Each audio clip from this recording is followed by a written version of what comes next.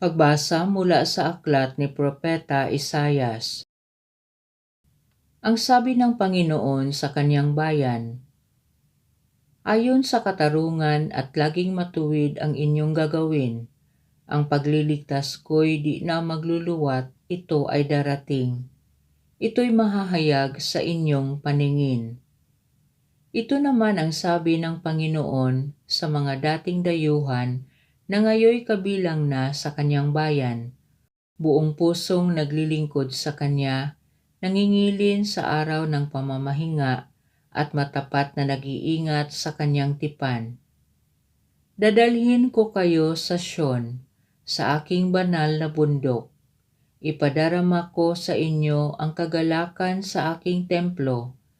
Tatanggapin ko ang inyong mga handog, at ang templo ko'y tatawaging bahay dalanginan ng lahat ng bansa. Ang salita ng Diyos. Naway magpuri sa iyo ang lahat ng mga tao.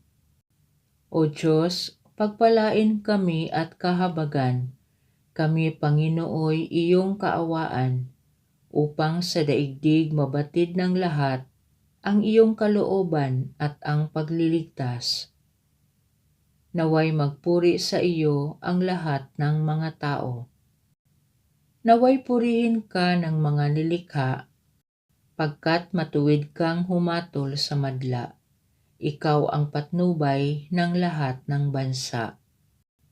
Naway magpuri sa iyo ang lahat ng mga tao.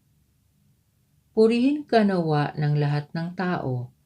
Purihin ka nila sa lahat ng dako. Ang lahat sa amin ay iyong pinagpala. Naway igalang ka ng lahat ng bansa. Naway magpuri sa iyo ang lahat ng mga tao.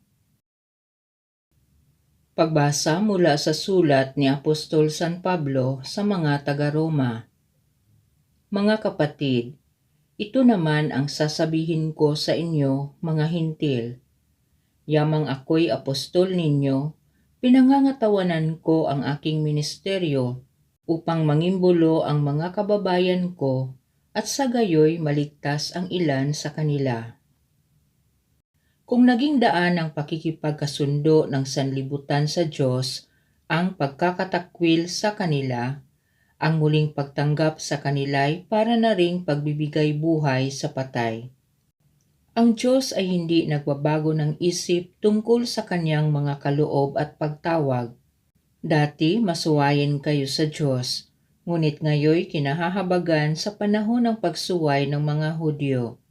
Gayon din naman, sila'y naging masuwayin, ngayong kayo'y kinahahabagan upang sila'y kahabagan din. Sapagkat hinayaan ng Diyos na maalipin ng kanilang kasalanan ang lahat ng tao, upang maipadama sa kanila ang kanyang habag. Ang salita ng Diyos. Ipinangangaral ni Jesus ang pagkahari ng Diyos. Sakit ay kanyang ginamot. Ang mabuting balita ng Panginoon ayon kay San Mateo.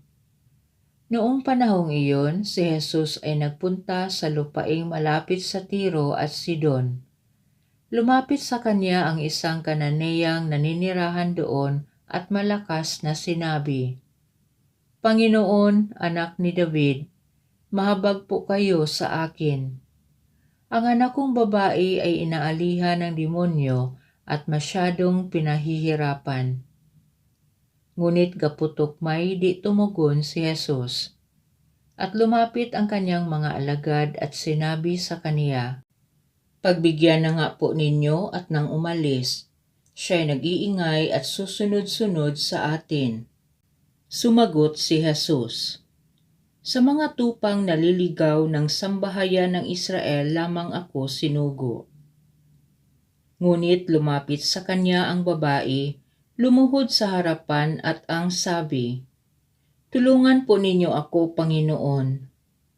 Sumagot si Jesus, Hindi dapat kunin ang pagkain ng mga anak upang ihagis sa mga tuta. Tunay nga po, Panginoon, tugon ng babae. Ngunit ang mga tuta man ay nagsisikain ng mumong nalalaglag sa hapag ng kanilang Panginoon.